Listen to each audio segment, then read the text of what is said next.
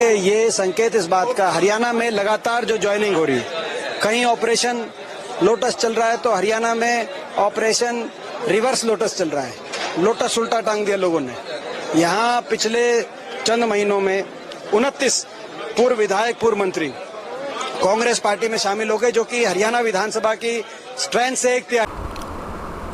नमस्कार दोस्तों, जनसभा न्यूज में आपका स्वागत है। फटाफट बड़ी खबरें निकल के आ रही, बिग ब्रेकिंग पहली बड़ी खबर निकल के आ रही है मध्य प्रदेश से, जहां पर बीजेपी चुनाव जीतने के लिए अलग अलग पैतरे आजमा रही है। इस बार आदिवासियों का पैर धो रहे हैं सीएम शिवराज सिंह चौहान। दिखाएंगे, बताएंगे किस तरह से राजनीति की जा रही है। ऐसा एक और बड़ी खबर निकल के आ रही है, राहुल गांधी दौरा करने वाले हैं मोदीगढ़ का। बड़ी खबर निकल के आ रही, गुजरात के शहडोल में दौरा करने जा रहे हैं राहुल गांधी, इसके बारे में बताने वाले हैं। वही चलते एक और बड़ी खबर निकल के आ रही, मणिपुर से बड़ी खबर है। मणिपुर में नहीं थम रही है हिंसा, इंटरनेट सेवाओं को 10 जुलाई तक प्रतिबंधित कर दिया गया, इसके बारे में बताने वाले हैं। वही मोदी सरकार की विफलताओं पर करारा हमला बोला है मल्लिकार्जुन खड़गे ने, आपको इसके बारे में बताने वाले। वही एक और बड़ी खबर है, हरियाणा में ऑपरेशन लोटस पूरी तरह से फेल हुआ, हुड्डा का बयान निकल के आ रहा है। सारी खबरों को करके विस्तार से जानने वाले हैं, लेकिन उससे पहले एक छोटा सा निवेदन, अगर आप हमारे चैनल पर नए हैं तो चैनल को सब्सक्राइब, बेल आइकन जरूर दबाएगा। देश दुनिया के फटाफट बड़ी अपडेट को पाने। दरअसल पहली बड़ी खबर निकल के आ रही है, जहां दोस्तों आपने देखा था किस तरह से आदिवासियों के ऊपर अत्याचार किया जा रहा था मध्य प्रदेश में।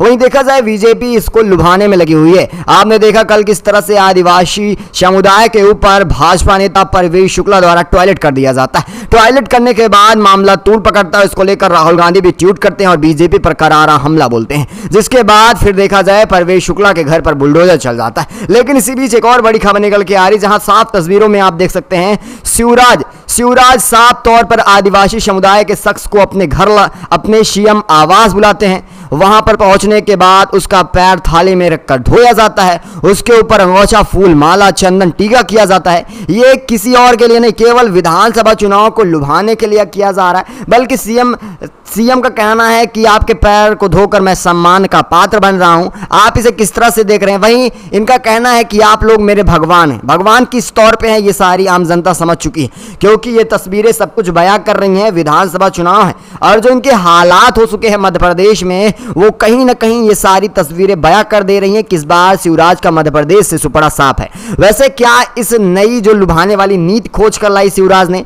आदिवासी समुदाय का पैर धोया, आज तक पैर नहीं बुलडोजर से धोया गया है शरीर और घर। आप इसे किस तरह से देख रहे हैं? अपनी राय कमेंट के माध्यम से जरूर बताइएगा। चलते अगली एक और बड़ी अपडेट निकल के आ रही है। जी हां, आपको बताते चले गुजरात का दौरा करने जा रहे हैं राहुल गांधी, और यही बड़ी वजह है कि देखा जाए बीजेपी अपना प्रदेश अध्यक्ष बदल रही है। प्रधानमंत्री नरेंद्र मोदी ने 1 जुलाई को शहडोल के लालपुर और पकरिया गांव में आदिवासी वोटरों को साधने की कोशिश की थी और बड़ा कार्यक्रम भी हुआ। इसके बाद देखा जाए तो कांग्रेस के भी नेता राहुल गांधी शहडोल के दौरे पर जा रहे हैं। बीजेपी में इसी वजह से खलबली मची हुई है। बीजेपी अपने अंदर देखा जाए तो मंत्रिमंडल के विस्तार के साथ देखा जाए तो प्रदेश अध्यक्ष को भी लगातार बदल रही है। दरअसल राहुल गांधी का शहडोल दौरा होने जा रहा है, और जहां पर वो पीएम मोदी पर बनी डॉक्यूमेंट्री हो, या फिर पीएम मोदी द्वारा किए गए भ्रष्टाचार हो, या फिर जिस तरह से गोधरा कांड में हर एक आरोपी बचते आ रहे हैं उसकी पोल खोलना हो, सारी बातें सामने आने वाली हैं। अब शहडोल में किस तरह से दौरा होने वाला है और गुजरात में किस तरह से राहुल गांधी बाजी पलटते हैं, ये देखने वाली बात होती है।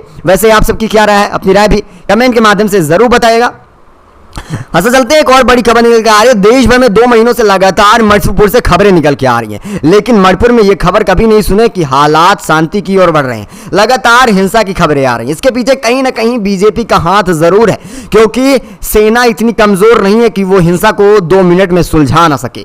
दरअसल आपको बताते चले मणिपुर में फिर से एक बार हिंसा जारी है। उपद्रवी लगातार सुरक्षा कर्मियों के साथ साथ आम आदमियों के घर फूंक रहे हैं। 10 जुलाई तक इंटरनेट सेवाओं पर फिर से प्रतिबंध लगा दिया गया है। मणिपुर में पिछले 2 महीनों से जारी हिंसा, आए दिन किसी न किसी हिंसे में हिंसा जारी है, और खबरों के मुताबिक यही निकल के आता है कि घर जला दिए गए, आदमियों की मौत हुई, 3 की मौत, 4 घायल। इस तरह की खबरें लगातार निकल के आ रही हैं। लेकिन आपको बताते चले जिस तरह से मणिपुर के हालात होते जा रहे हैं, ये कहीं ना कहीं बीजेपी को सवाल के घेरों में लाकर खड़ी कर रही है, क्योंकि इस पर प्रधानमंत्री की कोई भी प्रतिक्रिया सामने निकल के नहीं आ रही। और एक बड़ी वजह है, इसमें नाकामियां भी साफ तौर पर देखने को मिल रही हैं। वैसे आप सबकी क्या राय है? जिस तरह से मणिपुर में हिंसा जारी है और इस पर प्रधानमंत्री का कोई बयान नहीं निकल के आ रहा है, अपनी राय वो है कमेंट के माध्यम से जरूर बताइएगा। वैसे आपको बताते चले, कल 1 से 8 तक स्कूल खुले थे, वो भी फिर से बंद हो चुके हैं, यानी शांति बहाली की ओर जरा भी नहीं दिख रहा है मणिपुर। इसको लेकर अपनी भी राय कमेंट के माध्यम से जरूर बताइएगा। चलते अगली एक और बड़ी खबर निकल के आ रही है। मल्लिकार्जुन खड़गे ने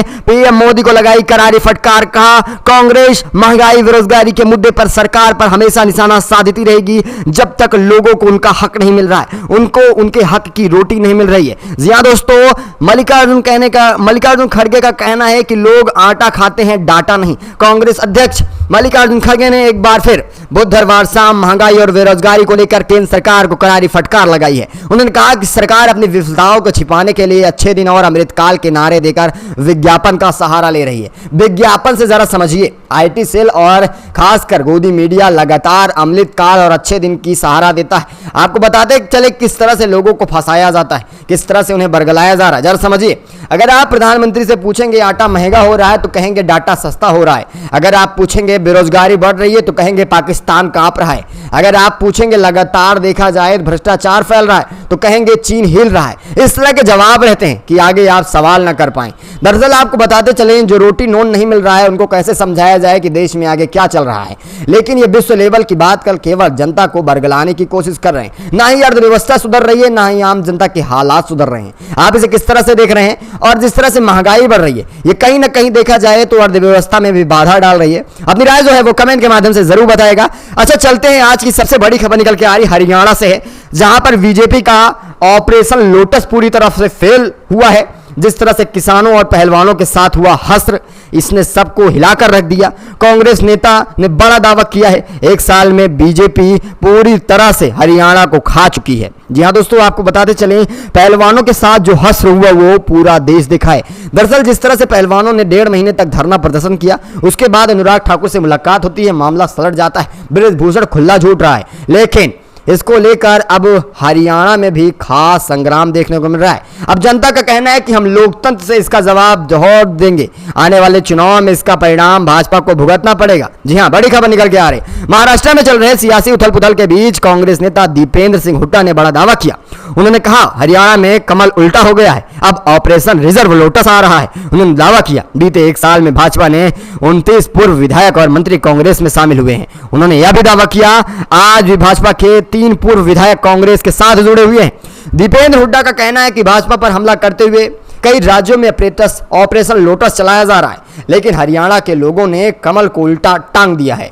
इस बात का संकेत दिया जा रहा है हरियाणा बदलाव की राह पर चल रहा है। उन्होंने कहा हरियाणा में भाजपा और जेजेपी अपनी जमीन खो दी है। हरियाणा में अगले 24 के चुनाव और विधानसभा चुनाव में इसका करारा जवाब और बीजेपी को एक करारी फटकार लगना तय माना जा रहा है।